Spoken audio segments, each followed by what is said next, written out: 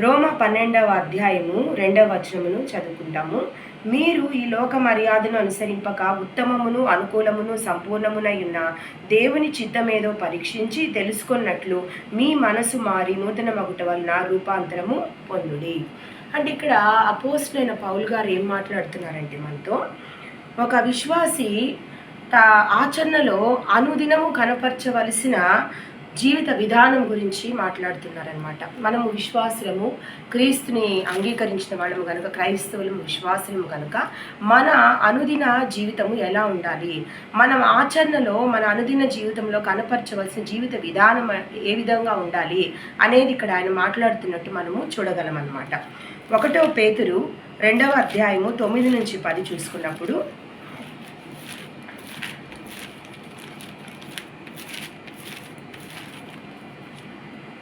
అయితే మీరు చీకటిలో నుండి ఆశ్చర్యకరమైన తన వెలుగులోనికి మిమ్మల్ని పిలిచిన వాని గుణాతిశయములను ప్రచురము చేయ నిమిత్తమును ఏర్పరచబడిన వంశమును, రాజులైన యాజక సమూహమును, పరిశుద్ధ జనమును, దేవుని సొత్తైన ప్రజలనై ఉన్నారు. ఒకప్పుడు ప్రజగా ఉండక ఇప్పుడు దేవుని ప్రజ అయితిరి. ఒకప్పుడు కనికరింపబడక ఇప్పుడు కనికరింపబడిన వారైతిరి. కాబట్టి దేవుడు మనల్ని ఒక ప్రత్యేకంగా ఆయన కొరకు ఏర్పరచుకున్నట్టు మనం ఇక్కడ చూడగలం అన్నమాట. అంటే మన జీవిత విధానము ఒక క్రైస్తవులుగా, ఒక విశ్వాసులుగా మనం క్రీస్తుని అంగీకరించిన వారిగా ఉన్నప్పుడు మన జీవిత విధానం అనేది చాలా ప్రత్యేకంగా ఉండాలన్నమాట.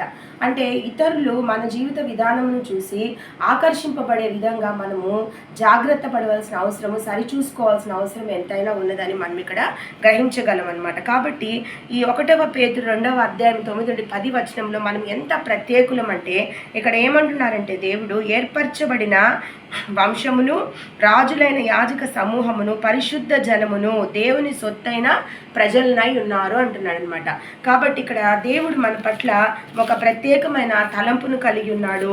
మరి ఆయన మన పట్ల ఒక ప్రత్యేకమైన ఉద్దేశములను కలిగి ఉన్నాడు.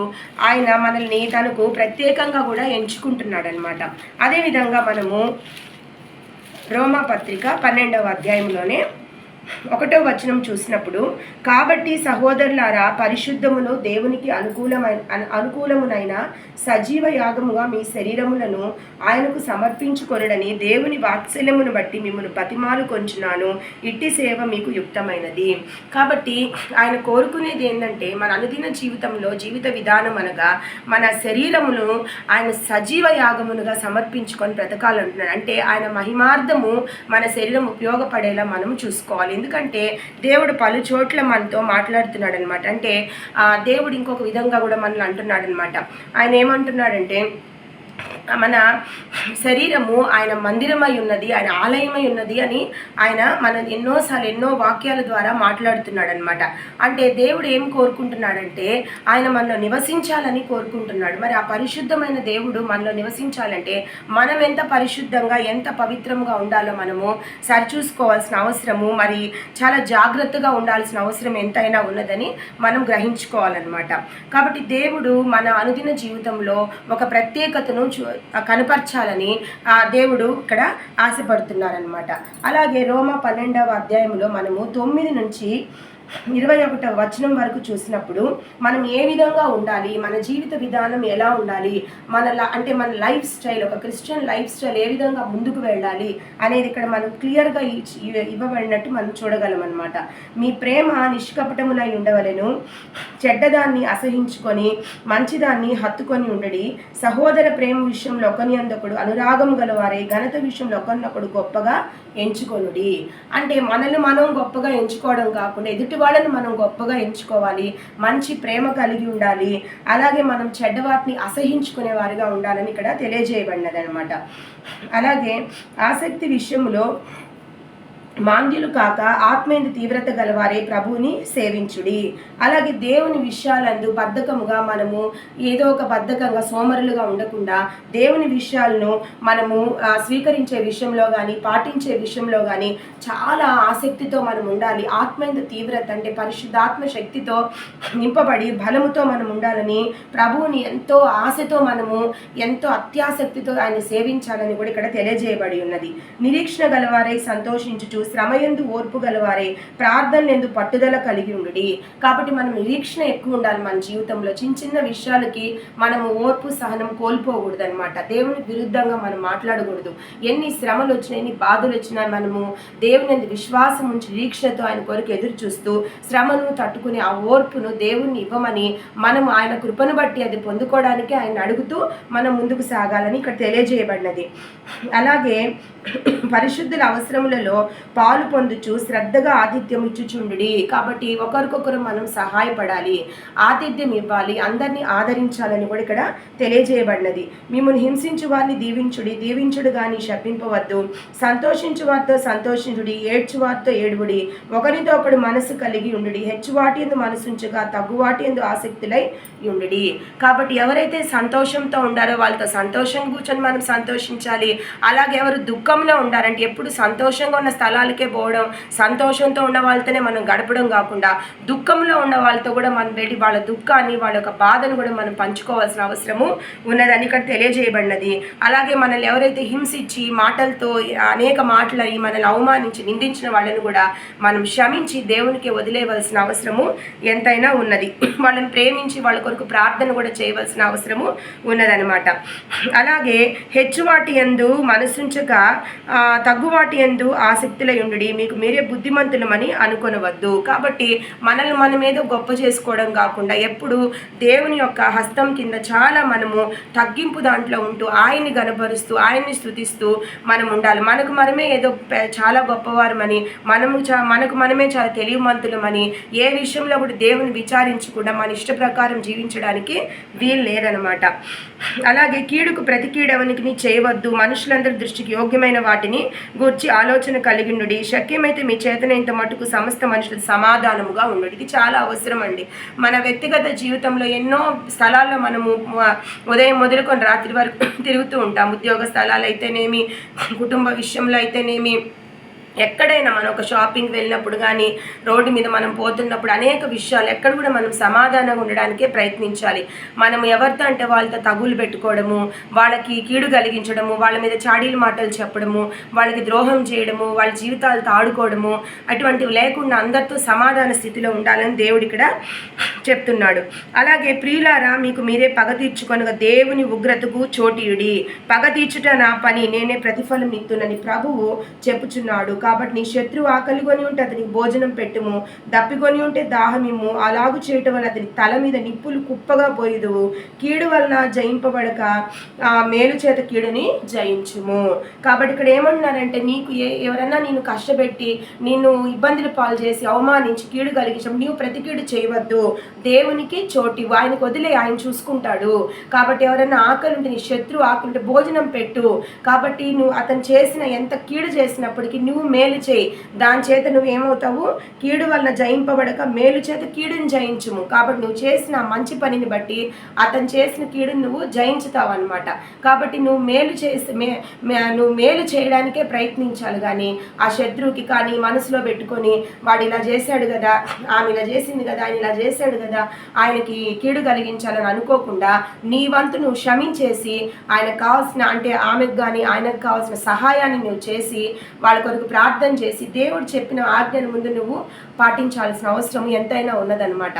ఆ తర్వాత మనకు చేసిన ద్రోహానికి, మనకు చేసిన అవమానానికి, కీడుకి, నిందలకి దేవుడు ఎటువంటి తీర్పు ఇవ్వాలనేది న్యాయవంతుడైన దేవుడు అది ఆయన నిర్ణయిస్తాడనమాట. ఇవన్నీ మనము రోమా 12వ అధ్యాయము 9 నుంచి 21 వచనాల్లో మనము చూడగలం అనమాట. అలాగే రోమా 13వ అధ్యాయము 11 నుంచి 14 చూసుకున్నప్పుడు మనం చూసినప్పుడు, మరియు మీరు కాలము నెరిగి నిద్రమేలు కొన్ని వేళైందని తెలుసుకొని అలాగు చేయడి. మనము విశ్వాసులమైనప్పటికంటే ఇప్పుడు రక్షణ మనకు మరి సమీపముగా ఉన్నది.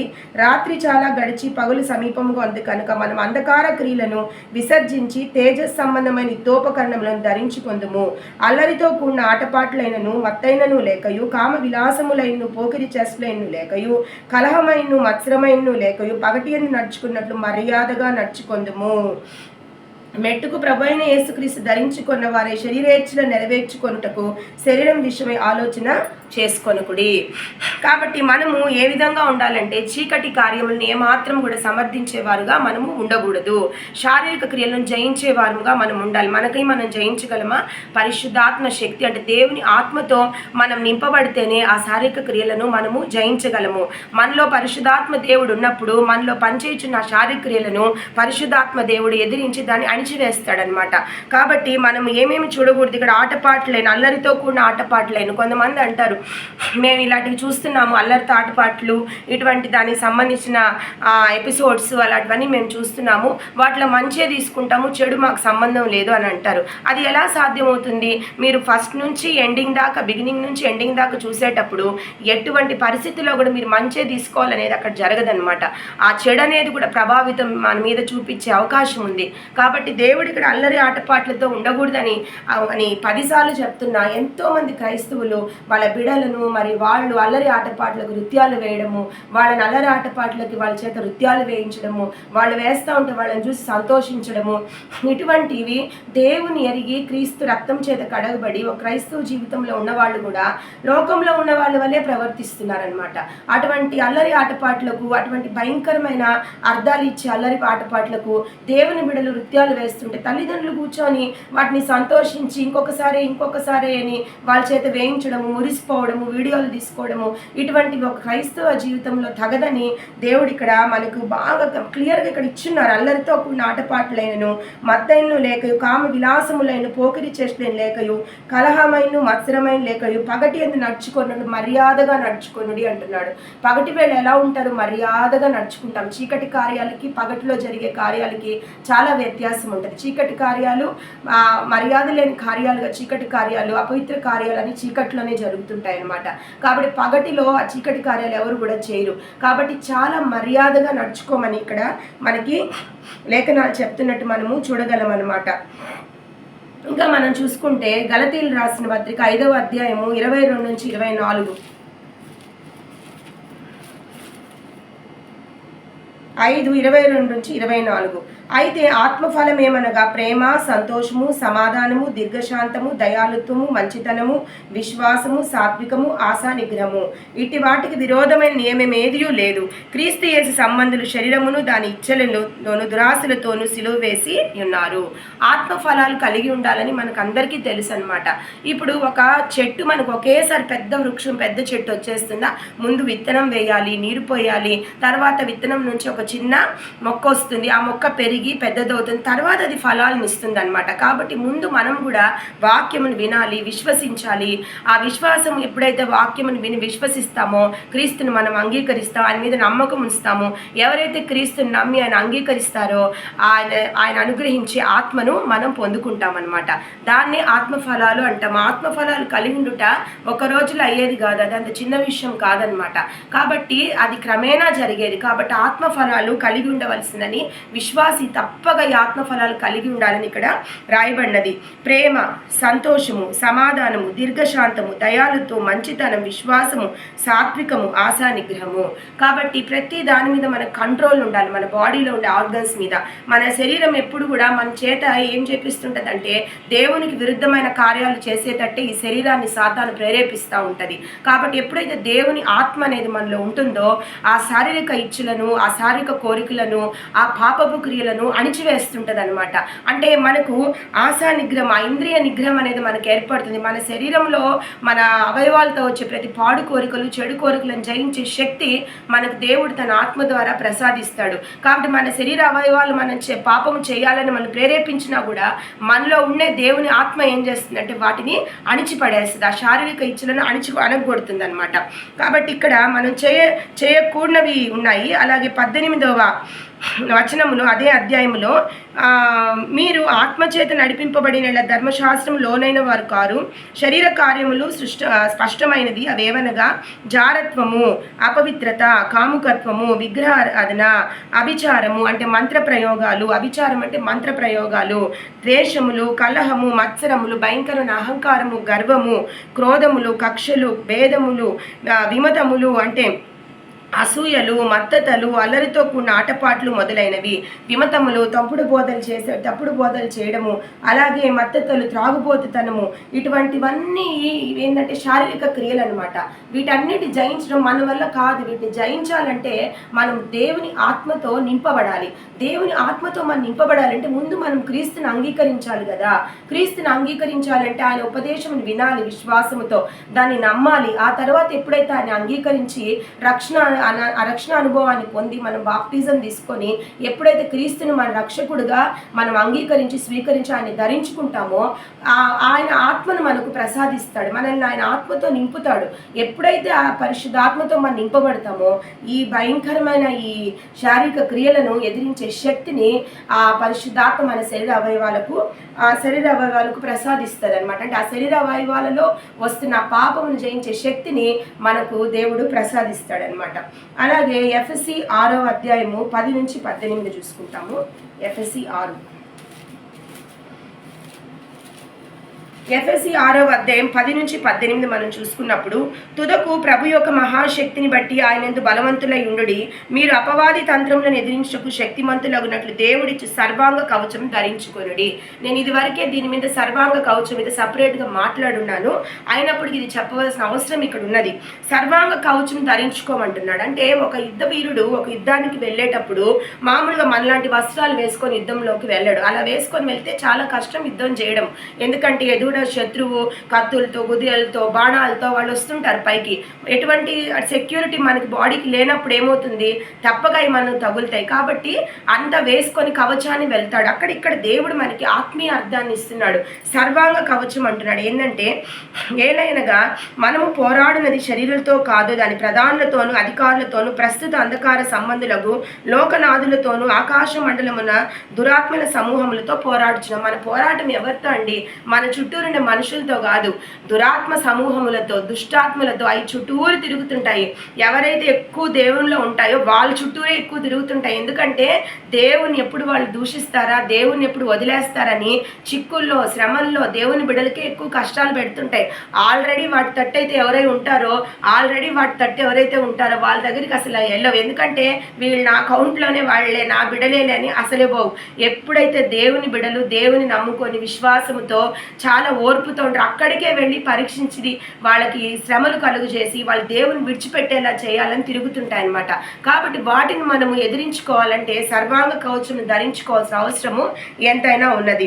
మనం ఇక్కడ చూసినప్పుడు, అందుచేతను మీరు ఆపత్తినమందు వారిని ఎదిరించుటకును సమస్తము నెరవేర్చిన వారై నిలవబట్టుకుని శక్తిమంతులగునట్లు దేవుడిచ్చి సర్వాంగ కవచం ధరించుకొనుడి. ఎలాగనగా మీ నడుములకు సత్యమును దట్టి కట్టుకొని నీతి అను మైమరుపు తొడుక్కొని. మనము సత్యమును మాట్లాడాలి, సత్యవంతులుగా మనం ఉండాలి. అదే విధంగా ఏమన్నాడు, సత్యమును దట్టి అంటే నడుము కట్టుకునేది అనమాట. సత్యాన్ని మనము మాట్లాడాలన్నమాట. అలాగే ఇంకొకటి ఏమన్నాడంటే నీతి అను మైమరుపు తొడుక్కొని. సో మనము మైమరుపు దేనికి తొడుక్కోవాలి? నీతి. అంటే మనం న్యాయవంతులుగా, నీతిమంతులుగా ఉండాలన్నమాట. అప్పుడు సాతాను మన దగ్గర రాదండి. ఈ క్వాలిటీస్ అన్ని మనలో ఉన్నప్పుడు అది భయపడుతుంది అనమాట. అలాగే పాదములకు సమాధాన సువార్త వలనైనా సిద్ధ మనసు జోడు తొడుక్కొని నిలవబడుడి. అంటే మన ఆత్మీయ పాదములకు శుభవార్త అనే చెప్పులు తొడుక్కోవాలన్నమాట. అంటే దేవుని యొక్క వాక్యమును మనం నమ్మాలి. దేవుని యొక్క వాక్యము నమ్మి మరి తండ్రికి మనకు దేవుని వాక్యము సమాధానం ఇస్తుందని మనం అర్థం చేసుకోవాలి. అంటే ఇవన్నీ అర్థం చేసుకొని స్వీకరించడం అంటే క్రీస్తును ధరించుకోవడం అనమాట. అలాగే సువార్తను కూడా మనం ఇతరులకు ప్రకటించాలి కూడా. ఇవన్నీ కాక విశ్వాసం అనే డాలు పట్టుకొనిడి. సో విశ్వాసం అనే డాలు, చేతికి డాలు పట్టుకుంటారు. అంటే శత్రువు వేసే ఆ బాణాలు మనకు తగలకుండా ఇట్లా అడ్డం పెట్టుకోవడానికి. సో విశ్వాసం అనే డాలు పట్టుకోవాలంటే వీలైనంత వరకు ప్రతి విషయంలో మనం విశ్వాసమును ఉపయోగించుకోవాలన్నమాట. చిన్న వాటికి మనము నిరీక్షణ లేకుండా మాట్లాడకూడదు. ప్రతి విషయంలో దేవుని విశ్వాసంగా మనము నిలబడాలి. ఎటువంటి పరిస్థితి అయినా దానితో మీరు దుష్టుని అగ్నిబాణములన్నిటిని ఆర్పుటకు శక్తిమంతులవుదురు. మరియు రక్షణను శిరస్త్రానము దేవుని వాక్యమును దేవుని వాక్యమును ఆత్మ ఖడ్గమును ధరించుకొనిడి. రక్షణను శిరస్త్రానము అంటే మన తలకు వేసుకునేది అనమాట శిరస్త్రానము. కాబట్టి రక్షణ, పాప విముక్తి, యేసు రక్తం, వీటికి సంబంధించిన ఆలోచనలు మన మనసులో పూర్తిగా మన ధ్యానములో నింపుకొని ఉండాలన్నమాట. దేవుని వాక్యమును ఆత్మ ఖడ్గమును ధరించుకొనిడి. కాబట్టి మన చేతుల్లో గట్టిగా ఆత్మ ఖడ్గం లాంటి వాక్యాన్ని మనం గట్టిగా పట్టుకోవాలన్నమాట. మనలో ఎప్పుడైతే వాక్యం గట్టిగా నాటుకొని ఉంటుందో, మన నిలువెల్లా వాక్యం ఎప్పుడైతే ఉంటుందో, సాతాను మన దగ్గర రావడానికి కూడా భయపడిపోతాడనమాట. ఆత్మ వల్ల ప్రతి సమయమునందు ప్రతి విధమైన ప్రార్థనను విజ్ఞాపన చేయొచ్చు. ఆ విషయమై సమస్త పరిశుద్ధ నిమిత్తమైన పూర్ణమైన పట్టుదలతో విజ్ఞాపన చేయొచ్చు, మెలుగుగా ఉండుడి. కాబట్టి ఇవన్నీ మనం ధరించుకొని కూడా ప్రార్థన లేకపోతే ఎలా? పట్టుదలతో కూడిన ప్రార్థన, ఆత్మతో నింపబడి, ఏదో మన పెదవుల నుంచి వచ్చే ప్రార్థన కాదు, కానీ మన ఆత్మ, మన హృదయంలో పరిశుద్ధ ఆత్మతో నింపబడిన శక్తివంతమైన ప్రార్థన మనం చేయాలి. పరిశుద్ధుల కొరకు ప్రార్థన చేయాలి. అంటే మన తోటి వాళ్ళ కొరకు, దేవుని బిడల కొరకు, దేవుని పరిచయం చేసే వాళ్ళ కొరకు ప్రార్థన చేయాలి. ప్రార్థన శక్తి ఎప్పుడైతే మన దగ్గర అగ్ని మండుతూ ఉంటుందో, మన ఇంట్లో కానీ మన ఇంటి చుట్టూరు కానీ, ఆ ప్రార్థన అగ్ని అనేది, ఆ ప్రార్థన ధూపం అనేది మన ఇంట్లో ఉంటే సాతాను మన దగ్గర రావడానికి కూడా భయపడిపోతాడనమాట. కాబట్టి ఈ లోకంలోని శరీర ఇచ్చలు, ఈ భయంకరమైన ఈ కార్యములు మన జీవిత విధానంలో రాకుండా వాటిని ఎదిరించాలంటే ఇది మన వల్ల అయ్యేది కాదు. దేవుడిచ్చే సర్వాంగ కవచమును మనం ధరించుకొని ఇటువంటి శారీరక క్రియల్లో మనం పడకుండా ఆత్మానుసారంగా జీవించటకు దేవుని ఆత్మతో నింపబడి మనం జీవించవలసిన అవసరము ఉందన్నమాట. దాన్ని రియల్ క్రిస్టియన్ లైఫ్ స్టైల్ అంటారు. అలాగే మనం చూసుకున్నప్పుడు రోమా 8వ అధ్యాయము, రోమా 8వ అధ్యాయము,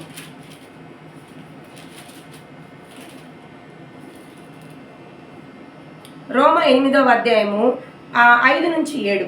శరీరానుసారులు శరీర విషయముల మీద మనస్సుంతురు, ఆత్మానుసారులు ఆత్మ విషయముల మీద మనస్సుంతురు. శరీరానుసారమైన మనసు మరణము, ఆత్మానుసారమైన మనసు జీవమును సమాధానమున ఉన్నది. ఏలైనగా శరీరానుసారమైన మనసు దేవునికి విరోధమై ఉన్నది, అది దేవుని ధర్మశాస్త్రములకు లోబడదు, ఏ మాత్రము లోబడనేరదు. కాగా శరీర స్వభావం ఇలాగ దేవుని సంతోషపరచనేరదు. దేవుని ఆత్మ మీలో నివసించి ఉన్నెడల మీరు ఆత్మ స్వభావం గలవారే గాని శరీర స్వభావం కలవారు కారు. క్రీస్తు ఆత్మ లేని వాడైతే వాడు కాడు. క్రీస్తు మీలోనున్న ఎడల మీ శరీరము పాప విషయం మృతమైనది గాని మీ ఆత్మ నీతి విషయమై జీవము కలిగినది. మృతుల్లో నుండి యేసుని లేపిన వారి ఆత్మ మీలో నివసించిన ఎడల మృతుల్లో నుండి క్రీస్తు యేసుని లేపిన వాడు చావునకు లోనైన మీ శరీరంలో కూడా మీలో నివసించుచున్న తన ఆత్మ ద్వారా జీవింపజేయును. కాబట్టి ఆత్మానుసారంగా ఉండేవాళ్లే దేవుని పక్షాన్ని ఉండేవాళ్ళు అనమాట. శరీరానుసారంగా ఉండి నేను దేవుని బిడ్డగా ఉన్నానంటే కుదరదు. ఆత్మానుసారంగా మనం ఉండగలిగితే దేవుడు ఆత్మతో నింపబడి శరీరేచ్ఛలను మనం జయించి ఎప్పుడైతే ఉంటామో అప్పుడే మనము క్రీస్తు బిడ్డలుగా పరిగణించబడతామన్నమాట. అలాగే మనము కొలస్సీ 3వ అధ్యాయము 5-7 చూసుకున్నప్పుడు, కావున భూమి మీద మీ అవయములను అనగా జారత్వమును, అపవిత్రతను, కామాతురతను, దురాశను, విగ్రహారాధను, ధనాపేక్షను చంపివేడి. వాటి వల్ల దేవుని ఉగ్రత అధిదేయుల మీదకి వచ్చును. పూర్వం వారి మధ్య జీవించినప్పుడు మీరు వీటిని అనుసరించి నడుచుకొంటిరి. ఇప్పుడైతే మీరు కోపము, ఆగ్రహము, దుష్టత్వము, దూషణ, మీ నోట బూతులు అని వీటన్నిటిని విసర్జించుడి. ఒకరితోకడు అబద్ధమాడుకుడి. ఏలైనగా ప్రాచీన స్వభావమును దాని క్రియలతో కూడా మీరు పరిత్యజించి జ్ఞానం కలుగు నిమిత్తము దాన్ని సృష్టించిన వారిని పోలిక చొప్పున నూతన పరచబడుచున్న నవీన స్వభావం ధరించుకొని ఉన్నారు. కాబట్టి బూతులు మాట్లాడకూడదు, సరసోక్తులు మాట్లాడకూడదు, అల్లరి ఆటపాటలు చూడకూడదు, వాటి అందు మనం ఆనందించకూడదు, అలాగే కోపపడకూడదు, ఇతరులను దూషించకూడదు, కొండెములాడకూడదు, అబద్ధాలు చెప్పకూడదు, అలాగే ఇతరులను మనం దూషించకూడదు. ఇవన్నీ కూడా భయంకరమైన శారీరక క్రియలు ఏవైతే ఉన్నాయో వీటన్నిటిని మనము ఒక పర్ఫెక్ట్ క్రిస్టియన్గా వీటన్నిటి పక్కకు దోసేయాల్సిన అవసరం ఎంతైనా ఉన్నదని ఇక్కడ దేవుడు మనతో స్పష్టంగా మాట్లాడుతున్నట్టు మనం చూడగలం అన్నమాట.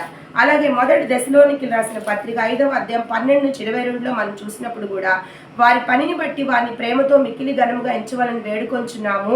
మరియు ఒకరితో ఒకడు సమాధానముగా ఉండి, సహోదరులారా మేము మీకు బోధించినది ఏమనగా అక్రమంగా నడుచుకొని వారికి బుద్ధి చెప్పుడి, ధైర్యం చేయని వారిని ధైర్యపరచుడి, బలహీనులకు ఊతనీయుడి, అందరిళ్ళ దీర్ఘశాంతము గలవారి ఉండుడి, ఎవడనూ కీడుకు ప్రతి కీడు ఎవరికైనా చేయకుండా చూచుకొనుడి.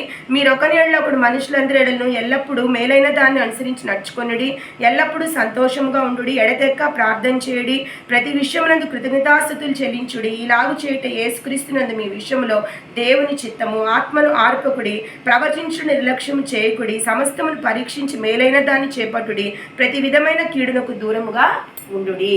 కాబట్టి ఇవన్నీ ఒక క్రైస్తవుని జీవితంలో ఈ క్వాలిటీస్ అన్నీ ఉండాల్సిన అవసరం ఉందన్నమాట. మనం ఇవన్నీ ఈ అధ్యాయాల్లో ఉన్న ఈ వచనాన్ని నీట్గా చదివి ఇవన్నీ మనం పాటిస్తున్నామా లేదా మనం పరీక్షించుకోవాల్సిన అవసరం ఉంది. ఒకవేళ మనలో పాటించకుండా ఉంటే వీటన్నిటి పాటించడానికి, మన జీవిత విధానంలో వీటన్నిటిని ఆచరణలో పెట్టడానికి మనం ప్రయాసపడవలసిన అవసరం ఎంతైనా ఉన్నదన్నమాట. అలాగే 1వ తిమోతి 4వ అధ్యాయము 7-8 చూసినప్పుడు, అపవిత్రమైన ముసలమ్మ ముచ్చట్లను విసర్జించి దేవభక్తి విషయంలో నీకు నీవే సాధకం చేసుకొనుము. శరీర సంబంధమైన సాధకము కొంచెం మట్టుకే ప్రయోజనకరమవును గాని దైవభక్తి ఇప్పటి జీవం విషయంలోను రాబో జీవం విషయంలోను వాగ్దానంతో కూడినదైనందున అది అన్ని విషయంలో ప్రయోజనకరమవును. ముసలమ్మ ముచ్చట్లు, కూర్చొని ఒకరి మీద ఒకరు చెప్పుకోవడము, అక్కడ ఎవరైనా పోతుంటే వాళ్ళ మీద మాట్లాడుకోవడము, అక్కడ మాటలు ఇక్కడ చేరేయడము, ముందు బాగా మంచిగా మాట్లాడటము, వాళ్ళు లేచి వెళ్ళిపోయిన వాళ్ళ వెనక గురించి అసహ్యంగా మాట్లాడటము, ఇటువంటివన్నీ మనకి తగవని మనకు అంటే క్రైస్తవ జీవితంలో ఇటువంటి విషయాలు తగవని ఇక్కడ మనకి లేఖనము చాలా స్ట్రిక్ట్గా చెప్తున్నట్టు మనము చూడగలం అన్నమాట. మళ్ళీ 1వ యోహాను 2వ అధ్యాయం 15-17 మనం చూసుకున్నప్పుడు, ఈ లోకమునైను లోకములో ఉన్నవాటైను ప్రేమింపకొడి, ఎవడైను లోకమును ప్రేమించట్ల తండ్రి ప్రేమ వారిలో ఉండదు. లోకంలో ఉన్నదంతే అనగా శరీరాశియు నేత్రాశియు జీవపుడంబును తండ్రి వల్ల పుట్టినది కావు, అవి లోక సంబంధమైనదే. లోకమును దాని ఆశయు గతించిపోచున్నవి కానీ దేవుని చిత్తమును జరిగించి వాడు నిరంతరము నిలుచును. కాబట్టి దేవుని చిత్తమును ఎవరైతే నెరవేరుస్తారో, ఆ ప్రకారం ఉంటారో వారు నిరంతరము నిలుచునని తెలియజేయబడి ఉన్నది ఇక్కడ. అంటే మన కళ్ళతో కనే కోరికలు కానీ శరీర స్వభావంతో వచ్చే కోరికలు కానీ ఇవన్నీ దేవుని నుండి వచ్చినవి కాదు. మన జీవిత విధానంలో జీవితం గురించి బడాయి మాటలు కానీ, అంటే జీవబుడంబం అంటే బడాయిగా మాట్లాడటం కానీ, గర్వం కానీ, అహంకారం కానీ, పొగరుగా మాట్లాడటం కానీ, భయంకరంగా ఇతరులను హింసించడం కానీ, నిందించడం కానీ, అవమానించడం కానీ, తర్వాత వాళ్ళ వెనుక మనము పొంచి వాళ్ళ మీద లేనిపోని ఆలోచనలు చేసి వాళ్ళ జీవితాన్ని నష్టపరచడం, వాళ్ళకి కీడు కలిగించడము, ఇవన్నీ చాలా తప్పు. ఉద్యోగ స్థలాల్లో కూడా చాలా కష్టాలు ఎదుర్కోవాల్సి వస్తుందన్నమాట. ఒక మంచి పదవిలో ఉన్నప్పుడు, వాళ్ళు ఎంతో పైకి వస్తున్నప్పుడు చాలామంది చుట్టూరు చేరి వాళ్ళని ఎప్పుడు ఆ పదవిలో నుంచి తొలగిస్తామా, వాళ్ళని ఏ విధంగా కుట్ర పన్ని వాళ్ళకి ఆ స్థితి లేకుండా చేస్తామా అని కుట్రలు పన్నడము, అది ఉద్యోగ స్థలాల్లో కూడా జరుగుతూ ఉంటుంది. కష్టపడి పనిచేసే వాళ్ళ మీద లేనిపోని చాడీలు మాటలు చెప్పి వాళ్ళని పైకి రానియకుండా వాళ్ళ మీద కుట్రలు చేసి వాళ్ళని వెనక్కి లాగేయడము, వీటన్నిటికీ ఒక రోజు మనం దేవునికి లెక్క చెప్పుకోవాల్సిన అవసరం ఉంది.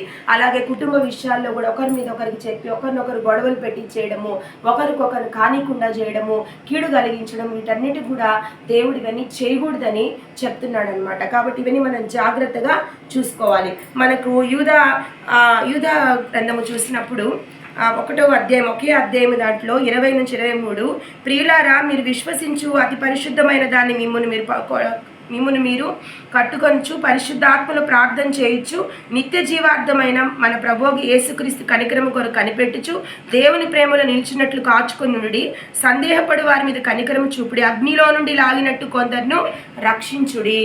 కాబట్టి ఎవరైతే నశించిపోతున్నారో వాళ్ళ గురించి మనము ఏమాత్రం అసహించుకోకుండా, వాళ్ళు నశించిపోతున్నప్పుడు వాళ్ళని ఆ నిత్య నరకాగ్నిలోకి వాళ్ళ ఆత్మలు పోకుండా వాళ్ళని వెతికి రక్షించవలసిన అవసరం ఉందన్నమాట. నేను నా ఇంటి వారు రక్షింపబడ్డారు, అవతలంతా నాకేం పని అని అనుకోవడానికి లేదనమాట. మనం దేవుని దగ్గరికి వెళ్ళినప్పుడు ఆయన లెక్క అడుగుతాడనమాట. మీరు ఏం చేశారు ఈ లోకంలో ఉన్నప్పుడు, నా కొరకు మీరు ఏం ప్రయాసపడ్డారు, ఎప్పుడు నువ్వు నీ కుటుంబమే చూసుకున్నావా, నా సువార్త ఇతరులకు ప్రకటించావా, నన్ను గూర్చి ఇతరులకు చెప్పావా, అనేక ఆత్మలు నీ చుట్టూరు ఉండేవి, నీ బంధువుల్లో అనేక ఆత్మలు, నశించిపోయే ఆత్మలు ఉండేవి, నీ కుటుంబ సభ్యుల్లో కూడా ఉండేవి, నువ్వు పనిచేసే స్థలాల్లో ఉండేవి, నువ్వు ఎక్కడెక్కడికి పోతే నశించే ఆత్మలు ఉండేవి, కొందరిన నా కొరకు రక్షించావా, కొందరికన్నా నా సువార్త చెప్పావా, కొందరిన అగ్నిలో నుంచి లాగినట్టు లాగేవా, నువ్వు పట్టించుకోలేదే. అది అడిగినప్పుడు తల ఉంచుకునే స్థితిలో మనం ఉండకూడదు కదా. కాబట్టి మన వంతు మనము ఒక క్రైస్తవులుగా మన జీవిత విధానంలో ఇతరులను అగ్ని నుంచి లాగినట్టు బయటికి పాపపు జీవితం నుంచి పైకి లాగి రక్షణానందంలోకి తీసుకొని రావాల్సిన చేసుకోవాల్సిన అవసరం ఉన్నది. దేవుని రక్షణ సువార్తను వాళ్ళకి అందించవలసిన అవసరం కూడా ఉన్నది. మనకు దేవుడిచ్చిన స్వాతంత్రం, మనకు దేవుడిచ్చిన విడుదల, మనకు దేవుడిచ్చిన విమోచనని ఇతరులు కూడా వాళ్ళు అనుభవించగలుగుటకు మనం వాళ్ళకి సహాయం చేయవలసిన అవసరం కూడా ఎంతైనా ఉన్నదని మనము గ్రహించుకోగలము. అలాగే మనము నిర్గమకాండం 20వ అధ్యాయంలో మనకు దేవుడు ఏ విధంగా జీవించాలనేది 10 ఆజ్ఞల్లో మనకు అన్నీ చెప్పి ఉన్నాడు. మనం చూసినప్పుడు దేవుడి ఆజ్ఞని వివరించి చెప్పాను. నీ దేవుడైన యెహోవా నేనే దాసుల గృహమైన ఐగుప్తు దేశంలో నిన్ను వెలుపుకు రప్పించితిని. నేను తప్ప వేరొక దేవుడు నీకు ఉండకూడదు. పైన ఆకాశం అందే గాని, క్రింద భూమి అందే గాని, భూమి కింద నీళ్ళ అందే గాని నువ్వు దేని రూపమునైన విగ్రహమునైన నువ్వు చేసుకొనకూడదు. వాటికి సాగిలపడకూడదు, వాటిని పూజింపకూడదు. ఏలైనగా నీ దేవుడైన యెహోవానకు నేను రోషం గల దేవుడని నన్ను ద్వేషించి వారి విషయంలో 3-4 తరముల వరకు తండ్రుల దోషమును కుమారుని మీదకి రప్పించుచు నన్ను ప్రేమించిన ఆజ్ఞలు గైకొని వారిని 1000 తరముల వరకు ఖండించి వాడినై ఉన్నాను. కాబట్టి దేవుడు మనకు స్పష్టంగా అన్ని ఆజ్ఞలు ఇచ్చినట్టు మనం చూడగలము. నీ దేవుడైన యెహోవా నామమును వ్యర్థముగా నుచ్చరింపకూడదు. యెహోవా తన నామమును వ్యర్థముగా నుచ్చరింపు వారిని నిర్దోషిగా ఎంచడు. విశ్రాంతి దినమును పరిశుద్ధముగా ఆచరించు జ్ఞాపకం ఉంచుకొనుము.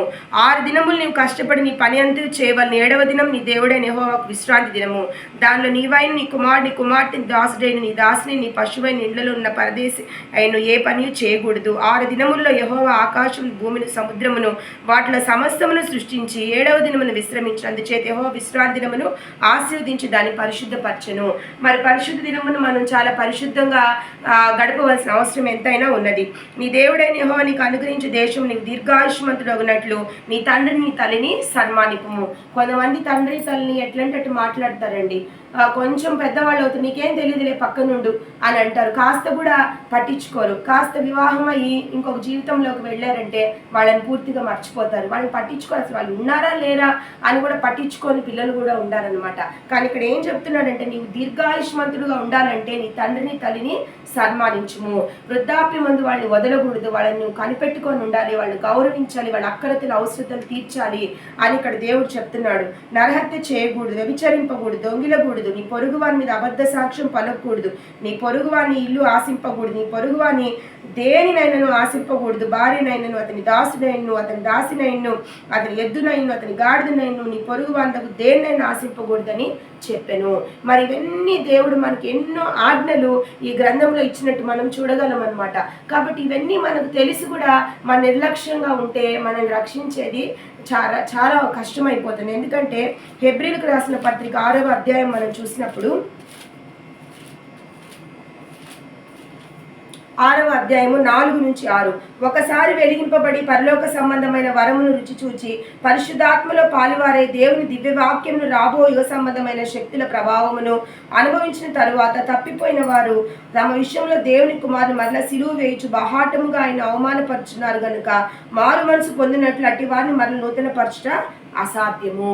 కాబట్టి మనం దేవుని బిడ్డలుగా ఉంటూ విశ్వాసులుగా ఉంటూ రక్షణ పొంది బాప్తిజం తీసుకొని గుడికి వెళ్తూ అన్ని విధాలుగా మనం ఉంటూ మళ్ళీ ఇటువంటి దేవుడు ఏవైతే చెయ్యొద్దన్నాడో అవి మళ్ళీ మళ్ళీ చేస్తూ దేవుని మనసుని దుఃఖపరుస్తూ ఉంటే ఎంత కష్టము వాళ్ళని మళ్ళీ ఆ రక్షణలోకి తేవడం అనేది మనం ఈ వచనం ద్వారా చూడగలం అనమాట. కాబట్టి దేవుడు వీటన్నిటి ద్వారా మనతో ఈరోజు మాట్లాడుతున్నట్టు మనము గ్రహించగలం అనమాట. కాబట్టి దేవుడు మాట్లాడే ప్రతి విషయంలో మనం ఇక్కడ అర్థం చేసుకుంది ఏంటంటే విశ్వాసులు అనుదిన జీవితంలో ఆచరణలో కనపరచవలసిన విశ్వాస జీవితము అనుదిన జీవితం ఏందనేది ఇక్కడ మనము అర్థం చేసుకోవాల్సిన అవసరము ఎంతైనా ఉన్నదనమాట. కాబట్టి ఈ వాక్యాలన్నిటిని మనము మనసులో ఉంచుకొని ఏ విధంగా ముందుకు వెళ్ళాలనేది దేవుడు మనకి స్పష్టంగా మనతో మాట్లాడినట్టు చూడగలం అనమాట. అలాగే రోమా 1వ అధ్యాయము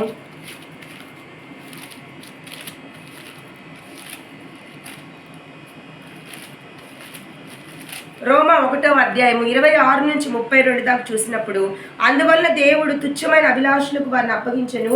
వారి స్త్రీలు సైతము స్వాభావికమైన ధర్మమును విడిచి స్వాభావిక విరుద్ధమైన ధర్మమును అనుసరించిరి. అటువల్ల పురుషులు కూడా స్త్రీ యొక్క స్వాభావికమైన ధర్మమును విడిచి పురుషులతో పురుషులు అవాచ్యమైనదేది చేయుచు తమ తప్పిదమును తగిన ప్రతిఫలమును పొందుచు ఒకరి ఎడల ఒకరు కామతప్తులైరి.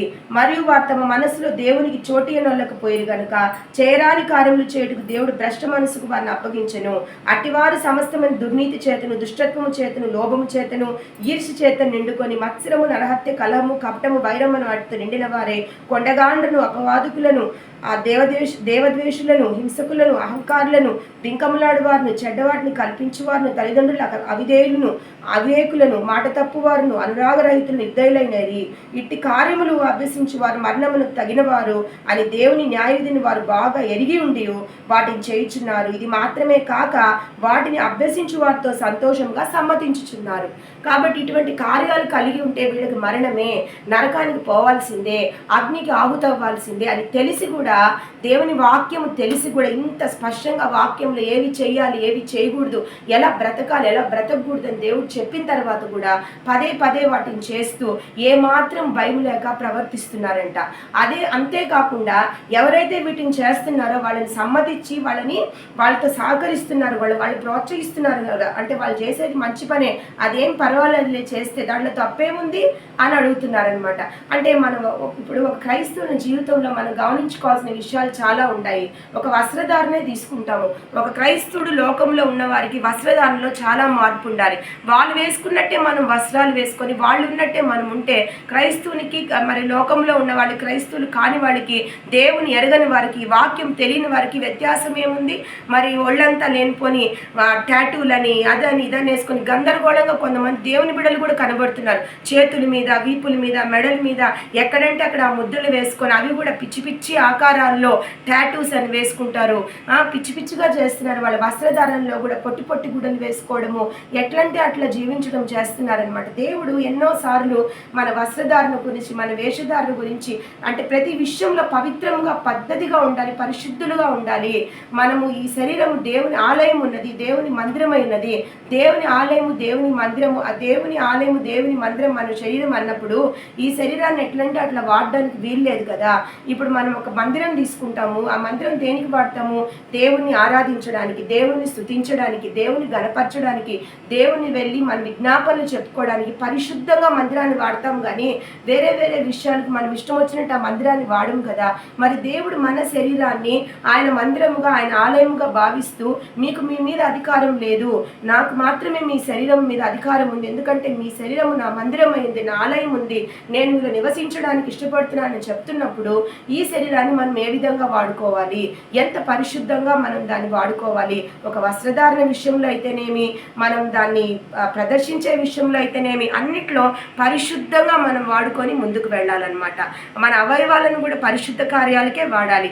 అలా చేయకుండా మనము ఎవరైతే క్రీస్తుని ఎరగరో, ఏమాత్రం ఈ వాక్యం మీద ఏమీ తెలియకుండా ఉన్నారో వాళ్ళు ప్రవర్తించినట్టే మనము ప్రవర్తించి మనం క్రైస్తవులని చెప్పుకుంటే అది చాలా అపహాస్యాస్పదంగా ఉంటుందని మనం గ్రహించుకోగలం అనమాట. కాబట్టి ఇక్కడ ఇన్ని విషయాలు మనం వినింది ఈరోజు. ఎందుకంటే ప్రతి విషయంలో ఒక క్రిస్టియన్ లైఫ్ స్టైల్ అనేది ఒక ప్రత్యేకం అనమాట. అంటే లోకంలో ఒక ప్రత్యేకమైన స్థానం దేవుడు మనకి ఇచ్చి ఉండగా వాక్యానుసారంగా బ్రతికేవాడే నిజమైన క్రైస్తవుడు, ప్రాక్టికల్ క్రిస్టియన్. అంటే ఊరికే ఏదో వాక్యం చదివేమో చెప్పేమని కాదు, కానీ బోధించే నేను కూడా ఇప్పుడు బోధిస్తున్నప్పుడు మేము కూడా సరిచూసుకోవాల్సిన అవసరం ఉంది. వాక్యాన్ని బోధించేటప్పుడు మేము కూడా ప్రతి వాక్యాన్ని సరిచూసుకోవాలి, ఇది మేము చేస్తున్నామా లేదా, అప్పుడే బోధించగలగాలి. కాబట్టి ప్రతిదీ ప్రాక్టికల్ క్రిస్టియన్గా ముందుకు వెళ్ళాలి. ఆచరణలో అనుదినము కనపరచాలన్నమాట. మన జీవిత విధానము ఆచరణలో అనుదినం కనపరచాలి ఆయన వాక్యాన్ని. కాబట్టి వాక్యానుసారంగా మనం జీవించాలి. అదే రియల్ క్రిస్టియన్ లైఫ్ స్టైల్. కాబట్టి ఈ వాక్యాలన్నిటి మరొకసారి మళ్ళీ మనము వలివేసుకుంటూ వీటన్నిటిని చూసుకుంటూ ఎక్కడెక్కడ దేవుడు ఏ విధంగా ఉండాలని చెప్పాడు, ఏ విషయాల్లో దేవుడు ఉండకూడదని చెప్పాడు, ఎలా జీవిత విధాన్ని ముందుకు వెళ్ళాలని చెప్పాడు, అవన్నీ మనం సరిచూసుకోవాల్సిన అవసరం ఎంతైనా ఉంది. దాన్నే నిజమైన క్రిస్టియన్ లైఫ్ స్టైల్ అని అంటారని నేను నమ్ముతున్నాను.